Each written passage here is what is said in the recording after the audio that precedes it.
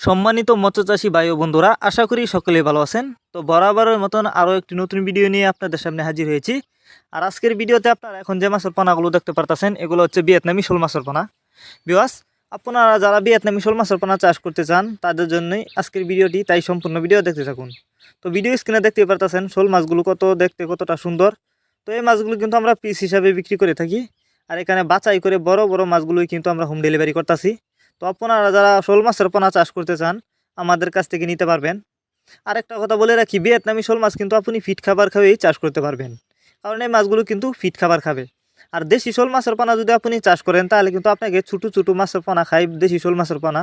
তো ছোটো ছোটো মাছের পোনা আগে সংগ্রহ করতে হবে যদি আপনি দেশি শোল মাছের পোনা চাষ করেন। আর ভিয়েতনামি শোল মাছ চাষের ক্ষেত্রে কিন্তু কোনো ছোটো মাছের পোনা লাগবে না, কারণ এই মাছগুলো কিন্তু ফিট খাবার খাওয়াই চাষ করতে পারবেন। আর ফিট খাবার কিন্তু বাজারে কিনতে পাওয়া যায়।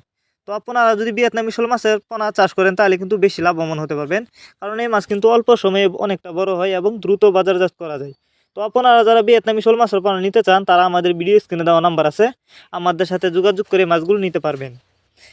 আর এই মাছগুলো কিন্তু আপনি চাইলে বায়োফ্লক পদ্ধতিতেও চাষ করতে পারবেন, কারণ অনেকে আছেন বায়োফ্লক করেছেন কিন্তু ভাবতেছেন বায়োফ্লকে কী মাছের পোনা ছাড়বেন। তো আপনি চাইলে বায়োফ্লক পদ্ধতিতেও এই শোল মাছের পোনা চাষ করতে পারবেন।